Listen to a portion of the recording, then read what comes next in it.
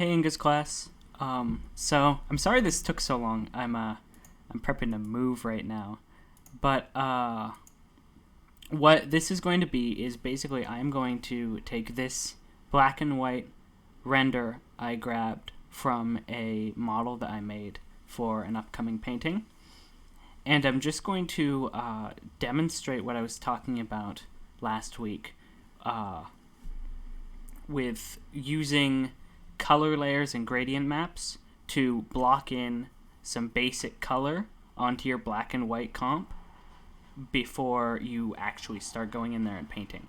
This is a really good way to just get started. It's obviously it doesn't excuse real painting, but it's a really good way to get an idea of what you're gonna want out of your final with very little effort. And the great thing is that you can actually do a bunch of these at once, like one after the other, to just start ideating what you want your colors to look like. So you can make a bunch of different comps and then just pick the best one. So what I'm gonna do first is I'm going to block out the sky. And I'm going to do that with the magic wand tool. I just selected the wand tool by pressing W. And I'm going to hold shift to add to my selections. And I'm just going to start grabbing the sky. And the reason I'm going to do this, I switch to the lasso with L and hold shift again or you hold Alt to subtract from your selection.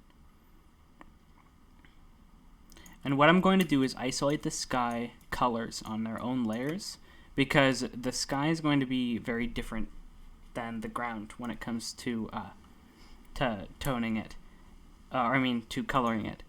And I'm doing this all with the mouse right now. No tablet yet. Most of what you're going to see today is going to be the mouse. And with that isolated, I am going to create a folder. And I press this little folder icon down here to do that. And then create a mask. And I press this Add Layer Mask button to do that. And that is going to isolate out the sky. So this is just going to be our sky colors. Name it sky. And then if I control left click on that mask right there, I can grab it again. I don't need to reselect it. And then I'm going to say select, inverse, create another folder, and then create another mask, and that is going to be our ground colors. So I'm going to call it ground. Now, I'm going to start with the ground, because the ground is where things are going to get a little bit complicated. I'm going to use what's called a gradient map. And what a gradient map does is basically it assigns a color to a tonal value. It assigns a color to the darkest tonal value in the scene. And then it assigns another color to the lightest tonal value in the scene. And then it blends it all together just according to your values. And those of you who might be kind of picking up on what this is used for can already see where I'm going with this. What I'm going to do is I'm going to grab a cool tone for our shadows, for our darker colors, and I'm going to grab a warm tone for our lighter colors. And it'll automatically kind of map it all into where it should be, given just a really basic warm, cool lighting scenario. Like in this scene, which is going to be daylight and sunlight. And you guys are going to have to choose your own colors, but I have some photo reference. If you've got a photo reference for the scene that you're making, please use it. Don't ever color pick directly from your photo reference. You can color pick from it, but always change it a little bit, because nothing's going to be like paintings and photography, camera sensors are never going to see quite the same color in quite the same way. So you can't just always use colors just stolen from a photo. It's not going to look good. So to create my gradient map, what I'm going to do is first I'm going to pick my colors. So I've got the eyedropper tool. I got this by pressing I on my keyboard, and I'm just gonna pick from the shadow, and we've got this nice deep blue, and then I'm going to switch to my other swatch on my color panel for the other color, and I'm gonna pick from the light. I'm gonna pick some of this kind of orangey grass. There we go. So that's pretty good. Just really super basic, warm, cool. And then for my cool, tonal value doesn't matter, but so bringing it up and down isn't going to do anything. But bringing it side to side, that affects the vibrancy. And I'm going to bring it just a little bit further to the left to make it a little bit more gray. I'm going to do the same thing over here, just a little bit left. Also, still only using the mouse. I'm not touching my tablet yet. So I've got my colors picked out. Those look pretty good. You're going to want to trial and error this a little bit more, but I'm going to do it super basic. I'm going to create a new layer with this button right here underneath my ground folder. If you've got the folder selected, your layers will automatically go into that folder. I don't actually know if you do need to create a new layer when you're adding GradientMap. I don't use GradientMap very much, but it is useful for certain things. And then I need to actually figure out where it is. Yes, so it's under this little panel right here. GradientMap. It's also, if you've got your adjustments window open, I use adjustments all the time for things like curves and hue saturation. It is this one right here.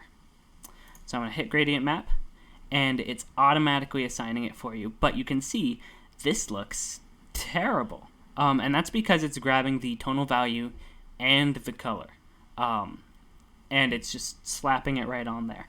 But that's not what we want. What we want is for only the color to show. We want only the color to affect what you see. We don't want the tonal value to affect what you see. So I'm going to close this down. You don't actually need to create a new layer. That was my bad. All I've got here is this gradient map. It's under my ground, so you can see the sky is still black and white. And I'm going to grab this gradient map layer, and I'm going to change it from normal up here in the layer. I'm going to change it from normal to color. And you can see now, tonal value is exactly the same. It's only the color that's changed. But what we've got is this really nice baseline for starting out in coloring, because what we have is lighter in the... I don't know why my computer's making that sound. I'm sorry. What we have is lighter in the warm, or warmer in the light, cooler in the shadow. So then we've got the sky. The sky obviously is going to be separate, and for the sky I'm going to talk about just like basic color layer coloring. So I'm going to create a new layer. This time I created a new layer by pressing Control-Shift-N. That's how I prefer to create new layers, even though it's actually easier to just go down here and click this. I've always done it like that. I cannot explain why.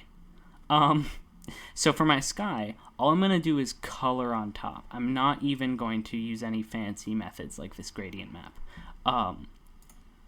So once again, I'm going to go to my photo reference, press I for eyedropper, or if you all know this by now, if you already have the brush open, you hold Alt and it goes to eyedropper. That's basically how blending with digital painting is done. So I'm going to go to my eyedropper and I'm just going to select from the sky. Now I've got a nice sky color. I can adjust it a little bit. Maybe say I want it to be a little bit more vibrant. And then I can come in here with a big brush. The one I had is pretty fine. The one I had is fine. Finally picking up my pen. Finally going to the tablet.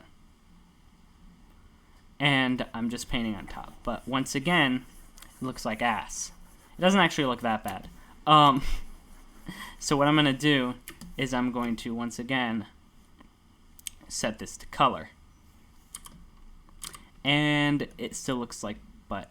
And that's because the render didn't actually render out the sky dome correctly. So the gradient's not actually working properly. So what I can do instead is I can go here. I can look at my photo reference. I can see, oh, it's a little bit lighter on the bottom. We all know this from Annie 12. I can hit this lighter one, go a little bit lighter. Create a new layer. Once again, Control-Shift-N to create a new layer. And then I can press G to go to my gradient tool. This is also Paint Bucket. Both of them are very useful. I've got gradient tool. I have it set to 1 tone and transparency. And then I'm going to, I also need to select linear, not radial. And I need to select the other color that I picked. And I'm just going to hold shift to drag up. And that's giving us a little bit of a better sky tone. So this is how I would start out painting this. Really, really basic. Then I would go in again for the water. And then I would create a new layer above it all. Set that to color. And start brushing in whatever colors I want. Like that. And then, like, eventually you're going to have to go back to normal coloring methods. You're going to have to go back to just painting.